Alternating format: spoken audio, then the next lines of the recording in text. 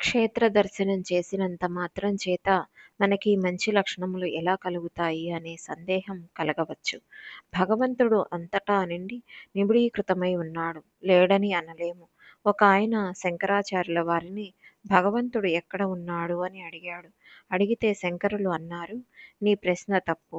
భగవంతుడు ఎక్కడ లేడని నీవేమైనా అడగగలవా అని అడిగారు.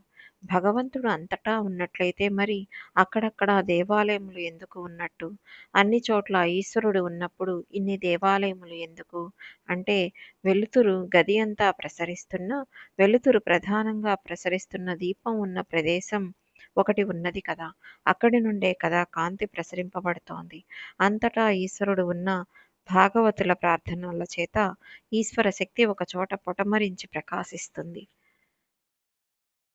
వేదాహమేతం పురుషం మహాంతం ఆదిత్యవర్ణం తమసస్తు పారే సర్వాణి రూపాణి విచిత్య ధీరః నామాని కృత్వా భివదన్యదాస్తే అని చెప్పింది పురుష సూక్తం. ఒక్కొక్క మహానుభావుడు తాను ఈశ్వరుణ్ణి ఇలా చూడకుండా ఉండలేనని చేసిన ప్రార్థన చేత పరమశివుడైన పరమాత్మ ఒక రూపమును దాల్చి ఒకచోట సాకారముగా నిలుస్తాడు. అదే దేవాలయము. ఈ విధంగా దేవాలయములు వచ్చాయి. మీరు దేవాలయంలో కాలు పెట్టడమే చాలా పుణ్యంగా స్వీకరింపబడుతుంది. ఇప్పుడు ఈ పుణ్యము మీ యందు దేవసేన అవుతుంది. కనుక ఈ క్షేత్రములను తప్పనిసరిగా చూసి తీరాలి. తమిళనాట వీటిని క్షేత్రములు అని పిలవరు. వాటిని షణ్ముఖుని ఆరుముఖములు అని అంటారు. షణ్ముఖుని ఆరుముఖములు చూశారా అని అడుగుతారు. ఆరుముఖములు చూడడం అంటే ఈ 6 క్షేత్రములను చూశారా అని అడగడం. ఈ 6 క్షేత్రములలో మీరు ఒక్కొక్క క్షేత్రమునకు వెళ్ళినప్పుడు మీ యందు బలమైన ఆసురీ గుణం ఉన్నదో దానిని ముందు ఈశ్వరుడు తీసేస్తాడు. కామమునకు ఒక క్షేత్రం, క్రోధమునకు ఒక క్షేత్రం అని ఉండదు. పశుపతి నాయనార్ అనే ఆయన దేవాలయాలను నిర్మించేవాడు. ఆయనకు విపరీతమైన కోపం. ఈ కోపమును తాను గెలవలేనా అని అడిగాడు. అడిగితే తమిళనాట ఒక ప్రత్యేకమైన ప్రదేశం ఉంది. అక్కడ మీరు ఒక శివాలయమును పునర్నిర్మాణము చేయండి అని చెప్పారు. ఆయన అక్కడ దేవాలయమును పునర్నిర్మాణం చేసి రథోత్సవాన్ని చేస్తూ రథాన్ని లాగుతున్నాడు. అలా లాగుతుంటే రథం ఒక చోటికి వెళ్ళిన తర్వాత ఆగిపోయింది. అప్పుడు అక్కడకు చేరిన వారిలో ఒక ఆయన, కొత్తగా రథోత్సవమును మొదలు పెట్టాము కదా, ఇక్కడ బలి ఇవ్వలేదు, ఇక్కడ బలి ఇవ్వాలి అన్నారు. అప్పుడు పశుపతి నాయనార్, ఎవరిని బలి ఇవ్వను? ఈశ్వరుడు అంతటా ఉన్నాడు. ఈశ్వరుడు బలి ఎందుకు అడుగుతాడు? కాబట్టి బలి కాదు. మనం అందరం కలిసి ఈశ్వరనామం చెబుతూ తోద్దాము. తోసినప్పుడు ఇది కదులుతుంది. కదిలిందా? దానిని ఈశ్వరానుగ్రహంగా అనుభవిద్దాము. కదలకపోతే నా తలకాయ రథచక్రం కింద పెట్టేస్తాను అన్నాడు. అలా అనిన తర్వాత రథాన్ని తోస్తే ఆ రథం కదిలిపోయింది. ఆ రథం గుడి చుట్టూ తిరిగి వచ్చి ఈయన ఏ ఇంట్లో ఉంటూ గుడి పునర్నిర్మాణం చేస్తున్నాడో అక్కడికి వచ్చింది. అప్పుడు అక్కడ హారతి ఇస్తున్నారు. అప్పుడు పశుపతి నాయనారికి ఒక భావన కలిగింది. ఈశ్వర, ఒక్క నా మాట ఎంత మన్నించావయ్యా! నేను చాలా కోపిష్ఠిని. రథం కదలకపోతే నిన్ను ఎన్నో శాపనార్థాలు పెట్టి ఉండేవాడిని. అలాంటిది తలనే పెట్టేస్తానని రథమును కదిపేశావా? ఏమి కారుణ్యమయ్యా నీది అంటూ హారతి ఇస్తూ కన్నుల నీరు కారుస్తూ ఆయన వాత్సల్యమును అనుభవిస్తూ ఉండగా ఆయన జ్యోతి స్వామిలో కలిసిపోయింది. ఇది యథార్థముగా జరిగిన సంఘటన. ఈశ్వరుడిని నమ్మితే దుర్గుణములను తీయడం కాదు, మీకు ఆయన అటువంటి పూర్ణత్వమును ఇచ్చేస్తాడు. తనలో కలిపేసుకుంటాడు. ఒక్కొక్క క్షేత్రము అంత శక్తిమంతముగా ఉంటుంది. సుబ్రహ్మణ్యేశ్వరుడికి సంబంధించిన రెండవ గొప్ప క్షేత్రము తిరుచెందూర్. ఈ క్షేత్రములో ఆశ్చర్యకరమైన సంఘటన ఒకటి జరిగింది. సముద్రపు ఒడ్డున కొండ మీద సుబ్రహ్మణ్యేశ్వర స్వామి వెలసి ఉన్నాడు. అక్కడ స్వామికి గొప్ప విభూత్యాభిషేకం చేస్తారు. అక్కడ అంత విభూత్యాభిషేకం చేయడం వెనకాల ఒక రహస్యం ఉంది. ఈ క్షేత్రమునకు ఒకసారి ఆదిశంకరాచార్యుల వారు దర్శనానికి వెళ్ళినప్పుడు అక్కడ సుబ్రహ్మణ్య తత్వమును అంతటినీ ఆవిష్కరించారు. ఈయన దేవాలయం లోపలికి వెళ్ళారు. ఇంకా సుబ్రహ్మణ్యేశ్వర స్వామి వారు శ్రీ సుబ్రహ్మణ్యేశ్వర దేవాలయం తిరుచెందూర్ దర్శనం చెయ్యలేదు.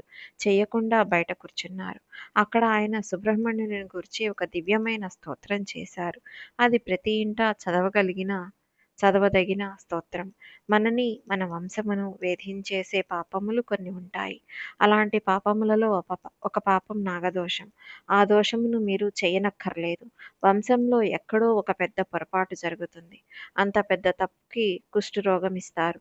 అది వంశానుగతంగా వచ్చేస్తుంది. అటువంటి వంశంలోకి వారికి పిల్లల్నివ్వడానికి కూడా భయపడతారు. ఒక్కొక్కరి ఇంట్లో మూర్ఛ వ్యాధి ఉంటుంది. ఆ మూర్ఛ వంశానుగతంగా వచ్చేస్తుంది. ఒక్కొక్కరికి బిడ్డలు కలగరు. ఒక్కొక్కరికి బిడ్డలు కలుగుతారు కానీ తల్లిదండ్రుల ముందే ఆ బిడ్డలు వెళ్ళిపోతారు. కొంతమందికి అంగవైకల్యంతో ఉన్న పిల్లలు కలుగుతారు. ఇలాంటి వాటికి ఆ పైన వంశంలో ఎక్కడో దోషం ఉండి ఉంటుంది. దానిని ఆ వంశంలో పుట్టినందుకు ఈ పిల్లలు అనుభవించవలసి వస్తుంది. కాబట్టి ఇప్పుడు ఈ పాపం క్షయం కావాలి. అటువంటి పాపములను క్షయం చేయడానికి సుబ్రహ్మణ్య శక్తి ఎంత గొప్పదో శంకరాచార్యుల వారు ఆ క్షేత్రంలోనే కూర్చుని చెప్పారు.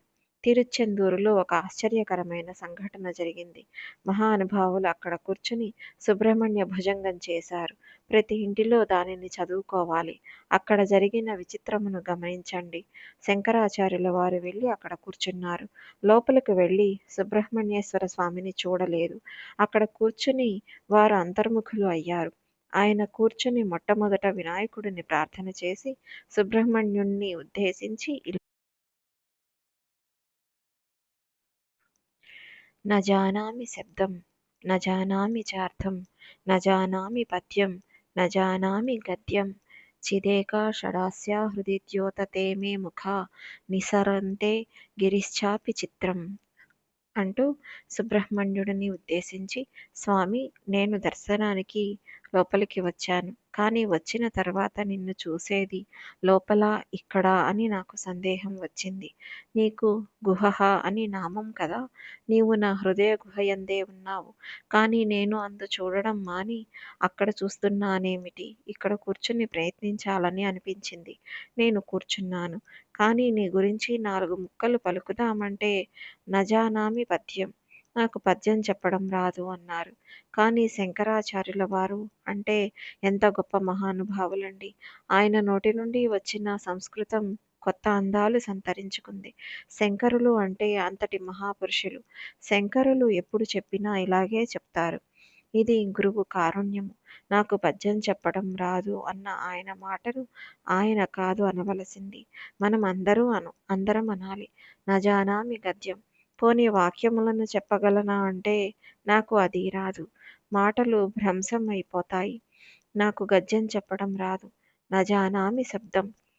నీ దగ్గరకు వచ్చి కూర్చున్నప్పుడు నాకు అసలు శబ్దము ఉచ్చరించటం రాదు. ఒకటనబోయి మరొకటి అంటాను. నేను ఇలా కూర్చుని కళ్ళు మూసుకున్నాను. మీ అమ్మ పార్వతీదేవి మచ్చలేని చందమామ వంటిది. మీ అమ్మ సౌందర్యమును పుణికిపుచ్చుకొని మచ్చలేని సూర్యచంద్రులు 6 ముఖాలతో ప్రకాశిస్తే ఎలా ఉంటుందో అటువంటి ముఖం నాకిక్కడ కనపడింది. దానిని చూసేసరికి తెలియకుండా నా నోటి వెంట భుజంగ స్తోత్రం బయటకు వస్తోంది. ఇప్పుడు దీనిని నీవే పలుకుతున్నావు.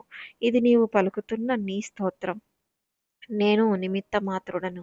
నన్ను పనిముట్టు చేసుకొని నీవు లోకానికి ఏదో చెప్పాలని అనుకుంటున్నావు. కాబట్టి ఈశ్వర, నీ దర్శనము నాకిచ్చి నా చేత నువ్వు పలికిస్తున్నావు అన్నారు. ఇది శంకరాచార్యుల వారి వినయం. సౌందర్య లహరిలో కూడా ఆయన ఇలాగే మాట్లాడతారు.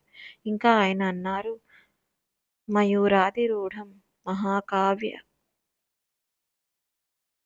మయూరాధిరూఢం మహావాక్యగూఢం మనోహారిదేహం మహాచిత్తగేహం మహాదేవదేవం మహావేదభావం మహాదేవబాలం భజే లోకపాలం. ఈశ్వర, మీరు ఎటువంటి వారో తెలుసా? మయూరాధిరూఢం. మీరు నెమలి వాహనం మీద తిరుగుతూ ఉంటారు అన్నారు. 2 అర్థముల చేత నెమలి గురించి చెబుతారు. నెమలి మీద కూర్చోవడం అంటే అస్ఖలిత బ్రహ్మచర్యం. ఆయన ఎన్నడూ బ్రహ్మముగా ఉండువాడు. అందుకే కుండలిని శక్తికి సుబ్రహ్మణ్యుడు ప్రతీక. ఆయన ఎప్పుడూ లోపల అగ్నిస్వరూపుడై ఆ షట్చక్రముల మధ్యలో సుషుమ్నా మార్గంలో ప్రసరిస్తూ ఉంటాడు. ఇది మొదటి అర్థం. కుండలిని ఇక రెండవ అర్థం, ఈశ్వరుని భరిస్తున్న వాహనము ఏదైనా వేదమే. వేదమే శబ్దరూపంలో ప్రమాణమై ఈశ్వరుడిని ప్రతిపాదిస్తుంది. కాబట్టి ఇక్కడ మయూరమనగా వేదము, వేదమే ఈశ్వరుడిని వహించుచున్నది. ఇది కాక మరొక అర్థం ఉంది. నెమలి తన పింఛమును ముడుచుకుని విప్పుతూ ఉంటుంది. బర్హి పింఛావ చూడాంగం కృష్ణం వందే జగద్గురుం. శ్రీకృష్ణ పరమాత్మ కూడా నెమలి ఈక పెట్టుకుంటాడు. నెమలి తన ఈ ఈకలన్నింటినీ మూసివేసుకుంటుంది. అప్పుడు ఈ ఈకల సముదాయము ఒక పెద్ద తోకలా తయారవుతుంది. నెమలిని పరిశీలనగా చూస్తే దానికి ఈకలతో కూడిన పింఛము చాలా బరువేమోనని మనకు అనిపిస్తుంది. పింఛమును మూసేసినప్పుడు పెద్ద అందంగా ఉండదు. మయూరము అందమును మీరు ఎప్పుడు అనుభవించగలరంటే ఎండాకాలం అంతా వెళ్ళిపోయిన తర్వాత వర్షాకాల ప్రారంభ సమయంలో ఆకాశం అంతా నల్లని మబ్బు పట్టేసి ఒక్కసారి గాలి ధూళి లేచి పెద్ద పెద్ద చినుకులు పడడానికి సిద్ధంగా ఉన్నప్పుడు నెమలి క్రేంకణము చేస్తుంది. ఆ రవం చేసి అటు ఇటు చూసి మురిసిపోయి ముందుగా అడుగులు వెలితిస్తుంది, నాట్యం చేస్తుంది. నెమలి నాట్యం చేశాక అప్పుడు తన పింఛమును పైకెత్తుతుంది. అప్పుడు చూడాలి అందం. అది గభాలున పింఛము విప్పదు. ముందుగా తోకను పైకెత్తుతుంది. దీనిని చూడాలంటే తెల్లవారుజామున వెళ్ళిపోయి వేదం జరుగుతున్నప్పుడు రమణ మహర్షి ఆశ్రమంలో భగవాన్ రమణులు శరీరం విడిచిపెట్టిన గదికి దగ్గరలో ఎక్కడైనా కూర్చుంటే ఆ పైన నెమళ్ళు తిరుగుతూ ఉంటాయి. అది తోకను పైకెత్తి చాలా చిన్నెలు చేస్తుంది. మధ్యలోకి సొట్ట వచ్చేలా తిప్పుతుంది. ఆ తర్వాత ఈకలన్నీ వంగేటట్టుగా తిప్పుతుంది. ఆ తర్వాత పురి విప్పడం మొదలు పెడుతుంది. అలా విప్పడం క్రింద చివరన మొదలు పెడుతుంది. నెమ్మదిగా కొంచెం కొంచెం దులుపుతుంది. అలా దులిపినప్పుడల్లా పింఛము కొద్ది కొద్దిగా విచ్చుకుంటూ ఉంటుంది. అలా విచ్చుకుని చివరకు వెనకాల పెద్ద పింఛము అయిపోతుంది. ఇది నెమలికే అలంకారము. నల్ల మబ్బు పట్టిన ఆకాశమును చూసి పొంగిపోయిన పింఛము విప్పి నాట్యము చేసే నెమలి ఉన్నదే, అది తత్వతః స్వీకరించబడుతోంది.